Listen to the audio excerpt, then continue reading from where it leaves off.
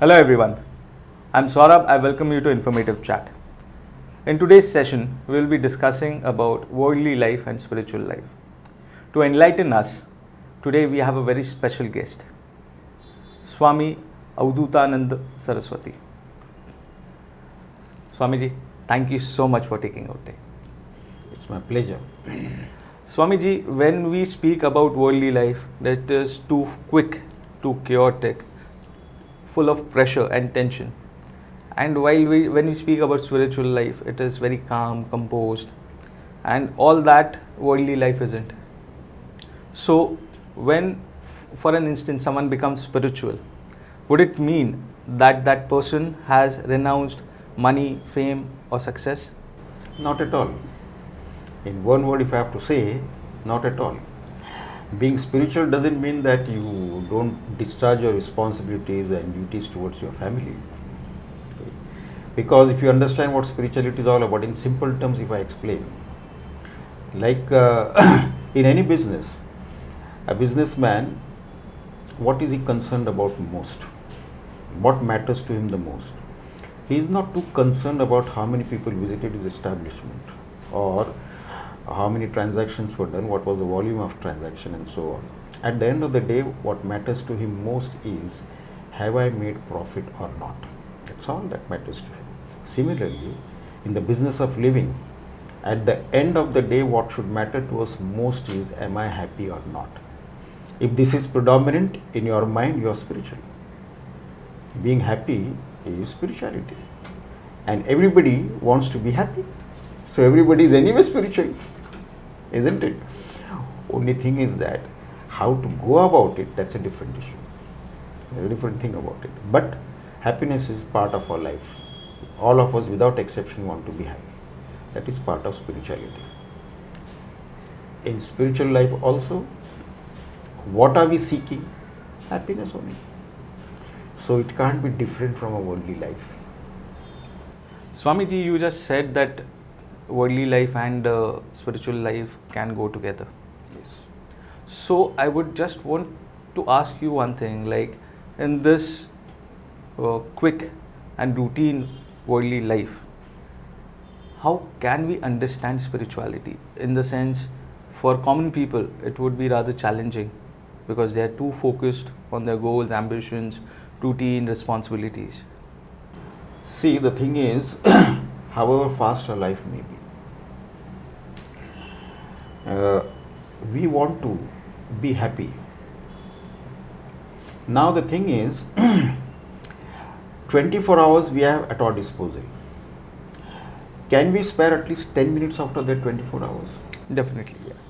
So 10 or 15 minutes you have to spare from that 24 hours and sit quietly and introspect about your own life, where is it going, what direction it is taking, what you want out of life.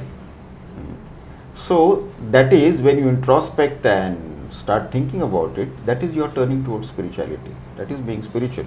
And then whatever you decide, whatever you conclude on that, then you search for ways and means to achieve it.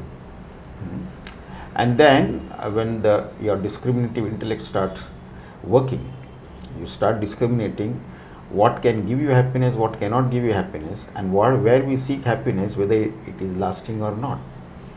So that is your using your indiscriminative intellect.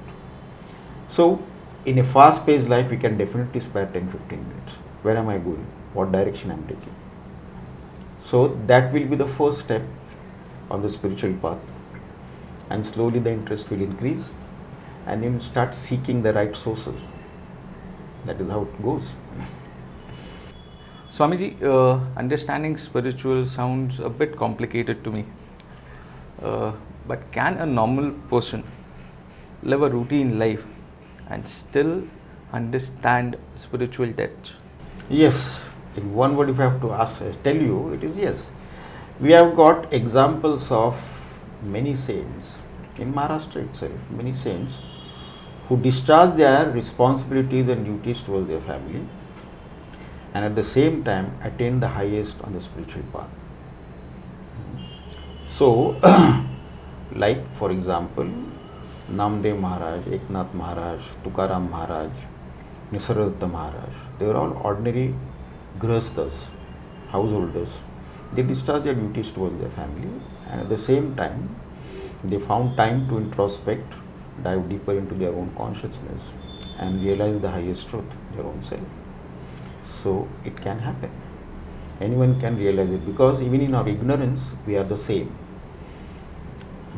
So if we are the same, only we have to get rid of our ignorance, and we are there.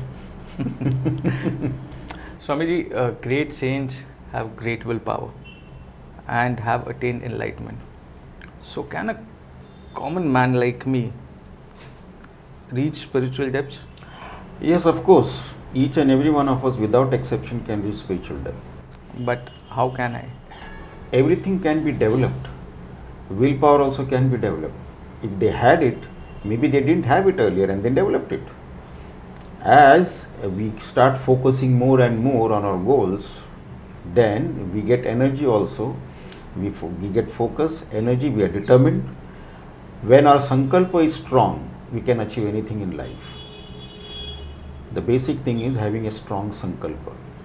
Take the sankalpa that I have to achieve this, and you will achieve it. And then you will be at the right time, at the right place, you will meet the right person, you will get the right guidance, and you are on the path. Swamiji, whenever we talk about any individual, they all have their career goals and personal goals. So when I'm focused on my career and my personal goals, would it mean that I'm non-spiritual? No, not at all.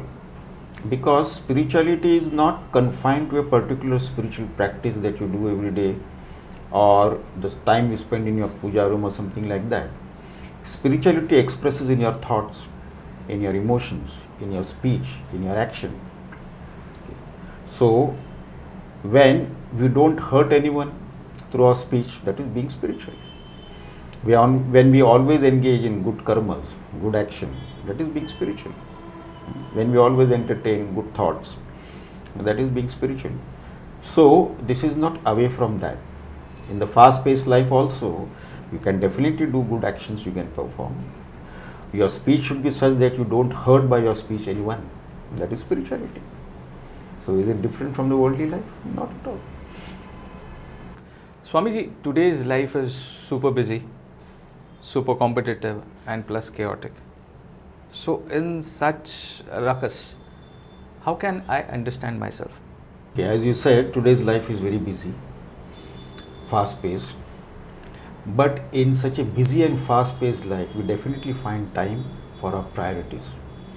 Whatever we like to do, however busy we may be, we'll find time for that, isn't it?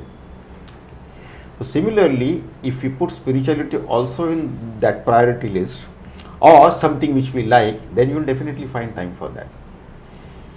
Our life begins from student life, 4 ashramas, 4 stations of life, as our Dharma talks about. We begin to a student life, then we proceed to family life, a householder's life, and then after that a retired person's life, and then a renunciate's life.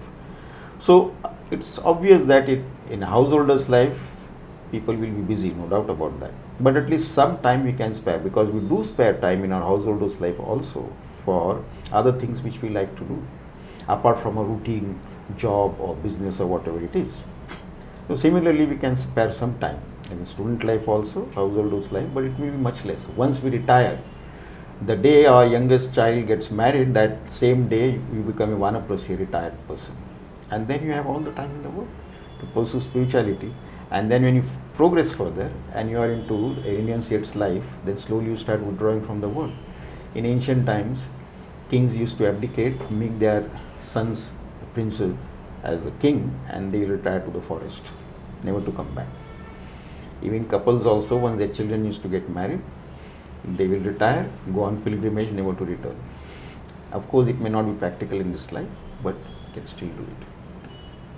Sitting at home also we can do it. Swamiji, thank you so much that you took out time and enlightened us to how we can understand our own self as spirituality. It is my pleasure, because many people have misunderstanding about this topic, this subject that we spoke on today. So if I could help to clarify those, I would be very happy. Thank you, Swamiji. Hari Om.